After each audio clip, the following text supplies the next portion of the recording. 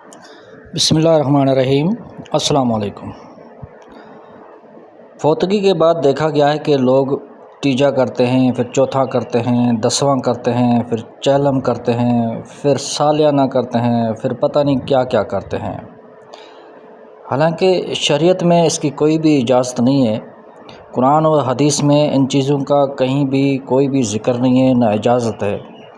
نہ آپ صلی اللہ علیہ وسلم نے کبھی اپنی زندگی میں ایسا کیا، نہ کرنے دیا، نہ صحابہ نے کیا، نہ بعض ان کے بعد جو بھی آئے انہوں نے کوئی بھی اس طرح کا کیا۔ یہ ایک بدعت ہے جو آپ صلی اللہ علیہ وسلم اور صحابہ کے بعد چلی ہے۔ یہ بدعت ابھی بہت زیادہ پھیل گئی ہے۔ یہ بدعت کو بند ہونا چاہیے، اور ہر بدعت جو ہے وہ گمراہی ہے۔ دین میں ہر وہ کام جو جناب رسول اللہ صلی اللہ علیہ وسلم کے بعد شروع کیا گیا ہو، دین میں ہر وہ کام جو نیا کام شروع کیا گیا ہو وہ بدعت ہے، اور ہر بدعت گمراہی ہے۔ تو بہرحال ان سب گمراہی سے بچیں، قرآن و حدیث کا مطالعہ کریں، آپ کو سب کچھ پتہ چل جائے گا کہ کیا صحیح ہے کیا غلط ہے۔